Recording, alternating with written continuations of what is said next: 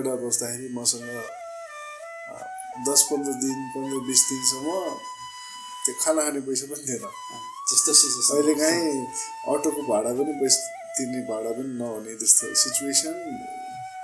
Life अनुसारको planning चाहिँ गर्नुपर्छ अनि त्यही अनुसार सायद हुन्छ होला, सायद है। किनभने स्योर छैन। सरस्वती र लक्ष्मीसँगै बस्नुहुन्न भन्नुहुन्थ्यो मेरो गुरुले भन्नुहुन्थ्यो क्या। अनि म बुझ्दिनँ। अनि मैले कार्यक्रम गर्थेँ क्या कलकत्तामा मेरो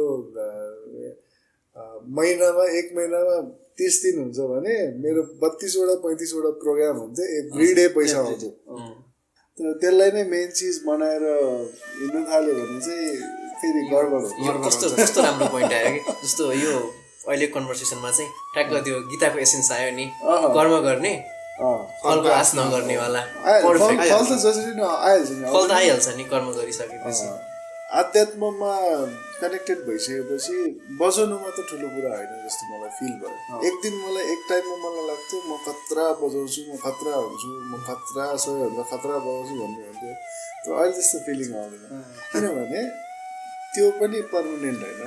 अनि हाम्रो ग्रुपमा हाम्रो सर्कलमा पनि सबले एकजना त छ नि जसले चाहिँ प्यासनै फलो गर्ने व्यक्ति भन्ने हुन्छ कि होइन। अझै स्कुलमा त तिमी त अझै टप 3 मै थियो नि त होइन। ठिकै थियो, पढाइ पनि बवालै थियो नि त। पढाइ त मेरो खासमा एकदमै नराम्रो थियो।